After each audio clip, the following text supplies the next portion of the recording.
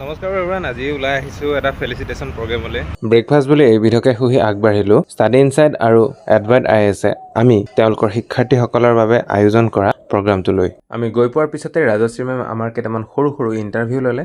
তাৰ পিছতে সকলোৰে পৰিচিত চক্ৰপাণী পৰাশৰ দাদা আৰু এডভাইট IASৰ স্বত্বাধিকাৰী বিশ্বজিৎ শৰ্মা ছাৰ উপস্থিত হয়হি। অনুষ্ঠানটোৰ আৰম্ভণি হয় জুবিনদাৰ সোঁৱৰণিৰে এগছি বন্তি প্ৰজ্বলনেৰে।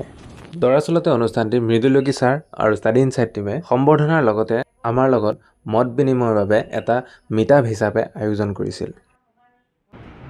মই জুবিন দাক সেইদিনা তাতে শুনি থৈছো, দাদা আপোনাৰ জীৱনত ডিপ্ৰেছন আহিছিল নেকি? জুবিন দাই কৈছে মোৰ ডিপ্ৰেছন নাই, মই ডিপ্ৰেছনত মোৰ সৃষ্টি হয় গান।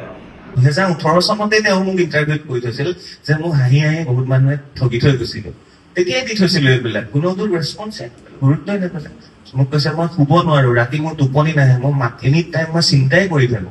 এইবিলাক 18 চনৰ ইণ্টাৰভিউতে মোক কৈ থৈ গৈছে। লাষ্ট যিটো পডকাষ্ট জুবিন দাৰ, তাত মই সুধিছিলো জুবিন দা আপুনি ভয় কি হলে কয়?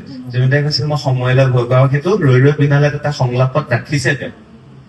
শেষত শিক্ষাগুৰুসকলৰ আশীৰ্বাদ লৈ মোৰ কৰ্মজীৱনৰ পাতনি মেলিবলৈ আগবাঢ়িলোঁ। আজিৰ দিনটোত শিকিলোঁ আমি মাথো কাম কৰি যাব লাগে ৰাইজৰ হকে।